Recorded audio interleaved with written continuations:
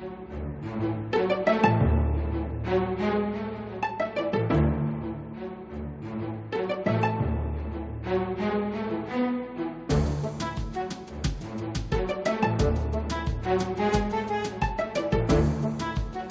and welcome to Cleveland Classic Cinema. Tonight's movie is 1974's Dead of Night, directed by Bob Clarke.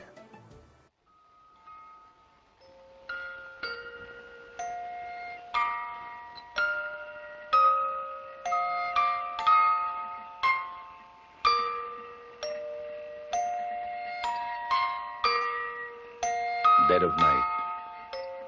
The story of one night in a small town that changed the lives of many and ended the lives of some.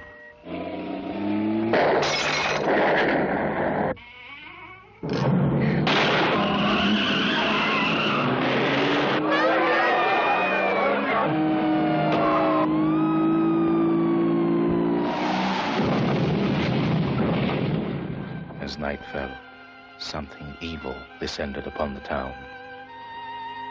Something corrupt, unspeakable. Behind their drawn curtains, they waited as fear walked in the dead of night.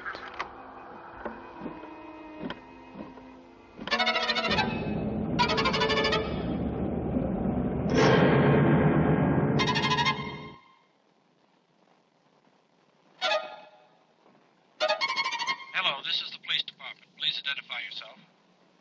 Hello. Hello.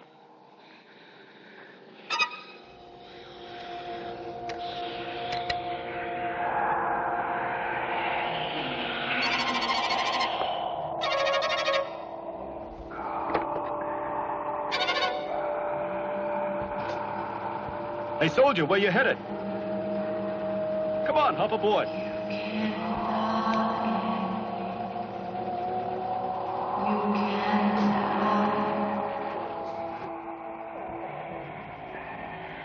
What does it say, Daddy?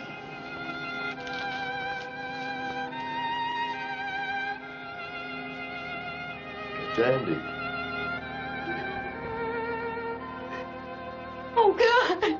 Oh! He's home. Andy! I didn't know Andy was home. Is that Andy? Joanne doesn't even know he's home yet. She'll be so surprised. But Andy wouldn't kill anybody.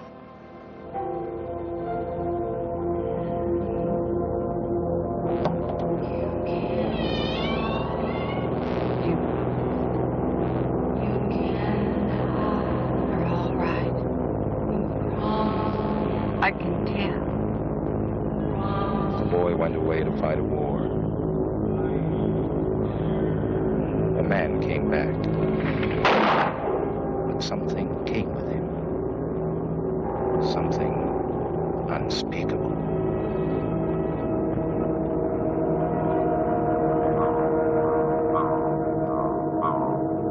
Dead of Night, starring Academy Award winners John Marley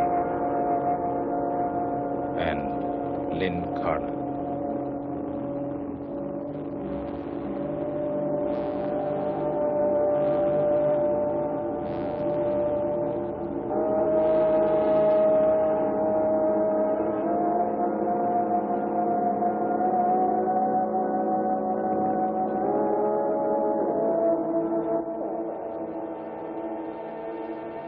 Due to the importance of the first 5 minutes of Dead of Night, audiences will not be seated after the beginning of the picture. This movie is not to be confused with the 1945 version of Dead of Night, which was an anthology film. It's known by several titles, including Death Dream and The Night Andy Came Home, possibly one of the least effective titles for a horror film I've ever heard. There are a good amount of classic tales that have been around for many years that get adapted in one way or another into either a retelling of the story or used as the basis for a new one. Fairy tales, ghost stories, urban legends, etc. have always been fodder for plays or films or books or TV shows over the years. I mentioned one of these very tales, The Pickled Arm, when we broadcast the film The Severed Arm. One particular tale that's been put through the grinder literally hundreds of times is The Monkey's Paw. If you're not familiar with that particular story, it goes like this. A married couple, Mr. and Mrs. White, have an adult son, Herbert. A family friend, Sergeant Major Norris, visits them one night with an odd artifact. A mummified monkey's paw that supposedly has supernatural powers, those being it grants the owner 3 wishes. A friend of his had acquired the paw from an old Indian fakir and ended up using the last wish for his own death. The Major warns that while the paw will grant what the possessor wishes for, it will exact a terrible price as the owner is messing with fate by using it. He then throws it into the fire, but Mr. White retrieves it, poo-pooing the Major's tale and thinking only of how it could benefit him and his family. He takes the paw home and uses it to wish for enough money to pay off his mortgage. The next day, his son Herbert leaves for work, and later that day they get word that Herbert fell into a machine at the factory and was killed. While the firm he worked for isn't taking responsibility for the accident, they make a token offer of cash as recompense. The cash offered is the exact amount Mr. White had wished for the previous night. 10 days after the funeral, Mrs. White, almost insane with grief and remorse, begs her husband to wish Herbert back to life, which he reluctantly does. Almost immediately, there is a labored pounding on the door. Mrs. White begins to fumble with the door, and Mr. White, to his horror, remembers that although he had wished his son back to life, what he didn't wish for was his son to be the way he was before he fell into the machinery and got mangled. In addition to his mutilated physical state, Herbert has been rotting under the ground for the past 10 days. He grabs the monkey's paw and makes his last wish. The knocking stops just before Mrs. White opens the door to nothing. There are many, many stories of cursed objects that grant wishes but extract a terrible toll on the people who use them. But the monkey's paw is the one everyone remembers. The structure of the story was used in a lot of horror comics of the 1950s. It was, in fact, used in the first movie adaptation of the EC Comics 1972's Tales from the Crypt in the episode Wish You Were Here, although the twist there involved something the character in the original story forgot. It still backfires with grisly results, though. Dead of Night concerns a soldier killed in Vietnam whose mother wishes him to life again. Things don't go exactly as she wanted them to, though. Be careful what you wish for. You know, this is actually a very good movie. It was directed by Bob Clarke, who most people remember as the director of that 1983 Christmas perennial, A Christmas Story, so let me tell you a bit about him. Bob Clarke was born Benjamin Clarke on August 1st, 1939 in New Orleans, Louisiana. His first film was a straightforward telling of a fairy tale, 1966's The Emperor's New Clothes.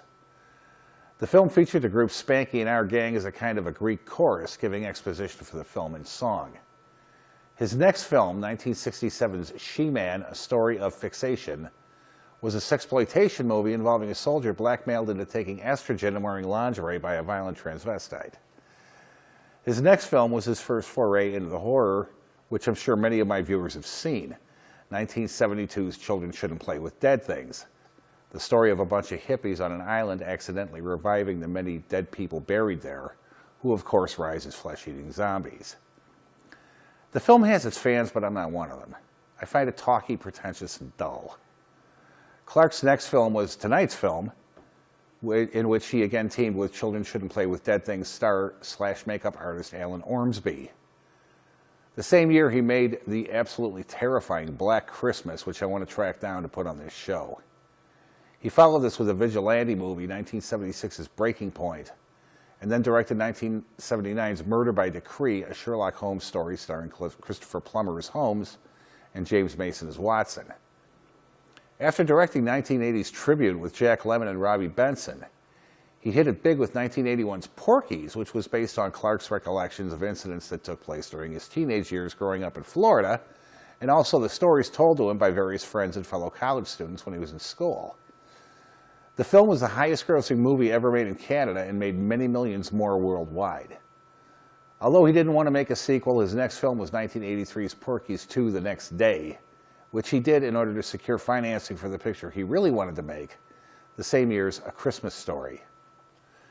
A Christmas Story is the movie Bob Clarke will be remembered for, and I think he'd be very proud of that fact. I've seen reports that the film did poorly at the box office in its initial release, but I've also seen reports that it did very well. I remember seeing it when it was released, and I loved it. It reminded me a lot of my childhood Christmases, even though they took place almost 20 years later. He made 18 more films after A Christmas Story, all of them of varying quality, from the not bad 1985 film Turk 182 to the absolutely dismal Baby Geniuses and Super Babies, Baby Geniuses 2.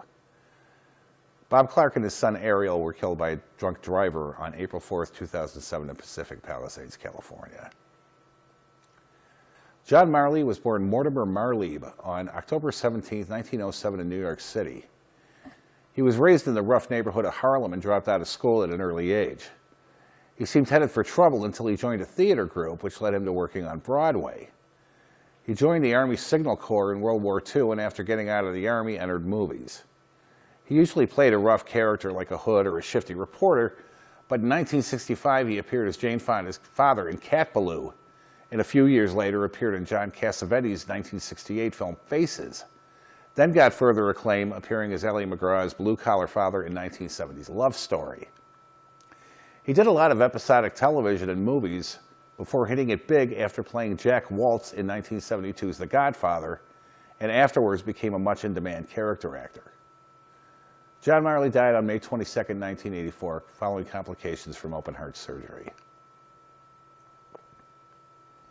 Richard Backus was born on March 28, 1945 in Goffstown, New Hampshire.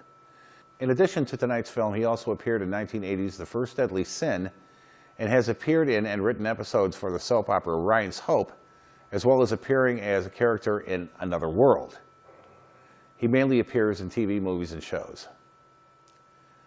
Many of the actors in this movie went on to secure work in soap operas, but unfortunately, like Richard Backus, there's not much biographical information to find on him. If you're a fan of the soaps, I'm sure you'll recognize more than a few of them. This film also marks the first movie work done by gore effects wizard Tom Savini, who went on to achieve fame by doing the insane effects for Dawn of the Dead, Friday the 13th, Maniac, and many, many other horror movies. So right now, sit back, relax, and enjoy Dead of Night, right here on Cleveland Classic Cinema.